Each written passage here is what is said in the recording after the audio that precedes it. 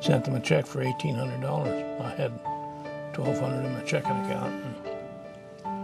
And that was the beginning, the first actual deal I made. By the same token, John P.'s he grew up with the company. He used to go in every Saturday with me and clean up around the pop machines and do little things. And so he just literally grew up with the company. You proud of him? Oh, yeah. Very, very proud. A few years ago, I got the top award at the College Football Foundation Hall of Fame. It's the top award they give, called the Gold Medal Award. It's gone to 5 ex-presidents. It's the top. But I got the letter in August that I was going to receive this award. I said, Peggy, don't book anything for the first week in December because we're going to be at the Waldorf Astoria in New York. What are we going to be there for? I said, well, I'm going to receive an award with the Football Hall of Fame. She said, well, I hope we don't go over and tell them what a great football player you were because you weren't. That's typical. That inspired me to go do greater things. But that was Peggy. I loved it. I don't like to be considered a community leader even. I'd rather just do things and help people, and someday you'll get rewarded. That's the way I always felt about it. By any title, John Henderson McConnell was a man for all time who never met a stranger. He believed in people and had the ability to connect with anyone. He really lived the American dream. He grew up in the hills of West Virginia with a steel mill over the horizon. He didn't have much, but didn't know it. Pewtown had a population of about 80. He had a family who loved him and raised him to value the people around him and help a neighbor when he could. He was an athlete and was offered a football scholarship at West Virginia University, but he passed it up to go to work at Worthington Steel, following in the footsteps of his grandfather, his father, and uncles. It was the anticipated course. There was a strong work ethic to follow. A year into the job at the mill, World War II was calling, and he joined the Navy. As a gunfire controller in the Pacific Theater in the Battle of Iwo Jima on the USS Saratoga, he and his fellow crew members helped keep it afloat after 7 bomb hits. After the war ended, he spent a season in Hawaii on a Navy football squad, and a week after arriving home, he married his high school sweetheart, Peggy Reardon. Then it was off to Michigan to go to Michigan State on the GI Bill to major in business. He did night shifts at the Oldsmobile plant in Lansing, Michigan. That experience would plant the seeds for his vision for his own company someday. The soon-to-become man of steel received some good advice. Because I'd had an offer from Procter & Gamble for $100 a week plus a car. He said, you don't sell soap. Go learn the steel business. And learn he did. He admired how Worthington treated its employees. After 2 years, he went to a smaller independent steel broker near Youngstown. And then, in 1954, he made the fateful decision to move to Columbus and start selling on straight commission. He had an idea. Sent them a check for $1,800. I had $1,200 in my checking account. And that was the beginning, the first actual deal I made. It was an incredibly robust time for the steel industry after the war, and the consumer confidence in the U.S. took hold, opening new markets for steel with the automobile at the center. And the company was born with a car, an idea, and a vision.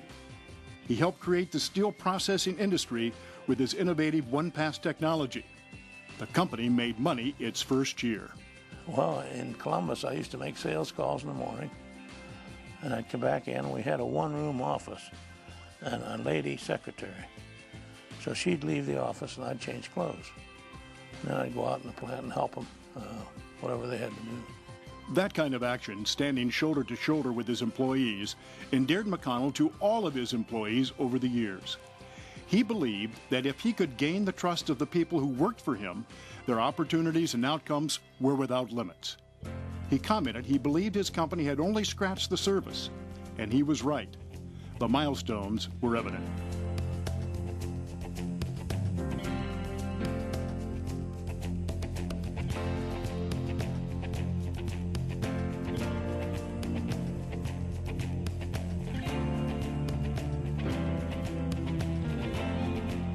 The company went from being a presence in Columbus to expanding steel processing locations and buying a small cylinders business in the 70s.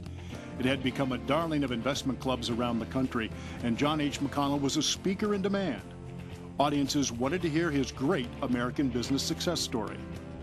A new corporate headquarters and growth in the expanding cylinders business welcomed the 80s and some national exposure for the company.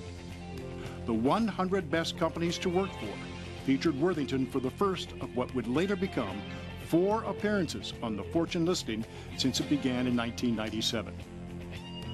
Mr. McConnell's strong work ethic and values were a part of who he was from his upbringing in the Appalachian Valley, and that's why for him, writing the company's philosophy came naturally.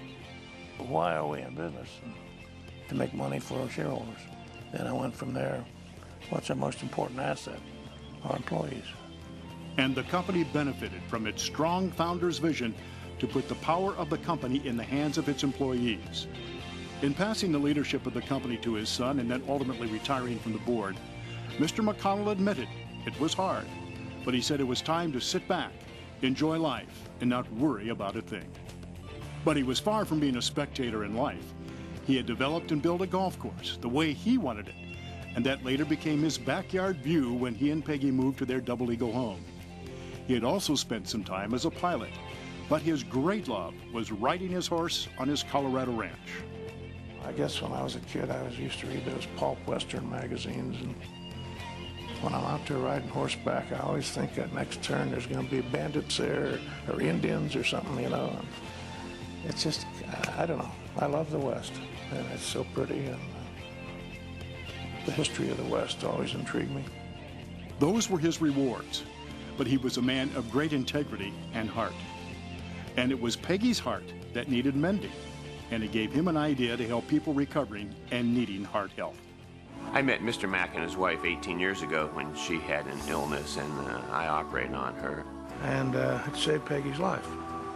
She's alive and well now, and as if nothing happened, and so I always felt that I owed something to the medical profession and Riverside Hospital because they saved my wife's life.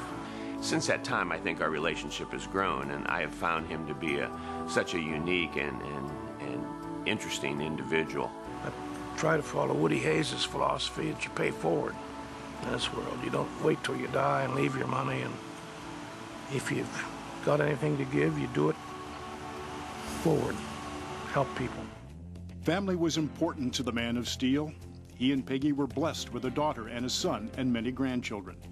Their lives would be centered on the children and grandchildren and the better life they had created. It was a far cry from the world they'd grown up in. Still, they liked to keep things simple, whether it was enjoying each other at family gatherings, celebrating birthdays with Dolly Parton, a week at the ranch or at the beach. They reveled in the moments together.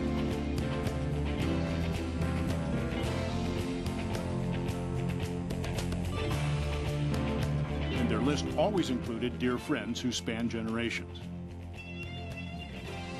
Mr. McConnell would maintain the friendship of a lifetime with his childhood buddy Mick McDaniel, who he shared lots of laughs, success, disappointments, and loss, and their exchange of fun and unusual hats.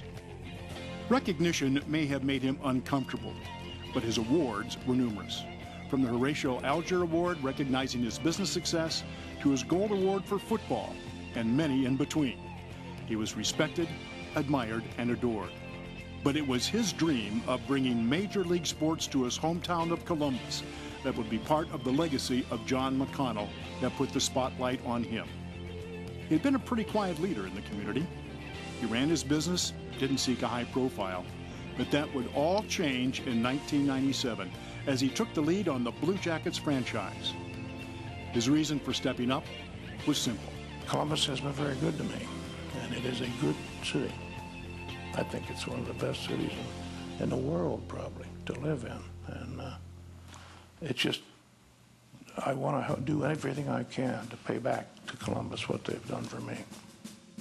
And now, Mr. McConnell, we say thanks to you for all of the ways that you have touched others, made a difference, and impacted lives.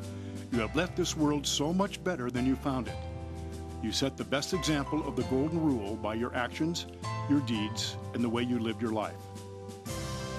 By all the ways we knew him, John McConnell was the common man, the everyman, who connected with people. By any measure, he lived an extraordinary life, and none of it changed him. He always remained true to those important values that he received from his upbringing in Pewtown, where the value of doing the right thing was as natural as the Blue Ridge Mountains of West Virginia.